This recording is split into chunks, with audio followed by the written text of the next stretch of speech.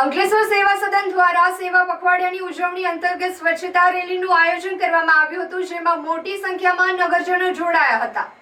સમગ્ર રાજ્યમાં તારીખ 17મી સપ્ટેમ્બરથી 2જી ઓક્ટોબર સુધી સેવા પખવાડિયાની ઉજવણી કરવામાં આવી રહી છે, ત્યારે અંકલેશ્વર નગર સેવા સદન દ્વારા પણ વિવિધ કાર્યક્રમો યોજાઈ રહ્યા છે, જે અંતર્ગત સ્વચ્છતા રેલીનું આયોજન કરવામાં આવી રહ્યું છે।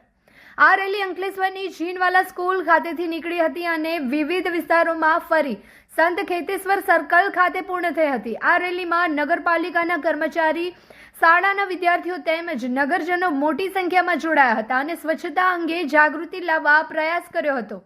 રેલી દરમિયાન સ્વચ્છતા અંગેના શપથ લેવડાવવામાં આવ્યા હતા અને આ રેલીમાં અંકલેશ્વર નગર સેવા સદન પ્રમુખ લલિતાબેન રાજપુરોહિત, કારોબારી અધ્યક્ષ નિલેશભાઈ પટેલ, પૂર્વ પ્રમુખ વિનય વસાવા, નગરસેવક સુરેશ પટેલ સહિતના આગેવાનો તેમજ કર્મચારીઓ ઉપસ્થિત રહ્યા હતા।